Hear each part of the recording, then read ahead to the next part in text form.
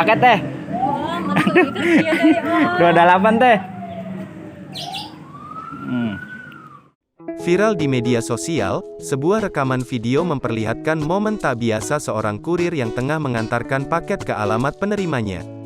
Pasalnya, hal itu bersamaan dengan peristiwa kebakaran hebat di sekitar rumah penerimanya.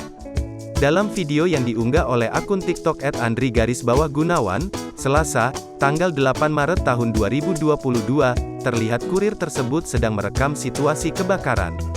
Tampak, asap hitam tebal yang membumbung ke awan. Selain itu, terdengar juga suara sirine pemadam kebakaran di perkampungan itu. Uniknya, kurir tersebut tetap berjalan santai dan tidak panik saat mengantarkan paket sampai ke tangan penerimanya meski wilayah itu dilanda kebakaran hebat. Sontak, unggahan video tersebut langsung ramai dikomentari warganet. Tetap profesional dalam bekerja, tulis seorang warganet.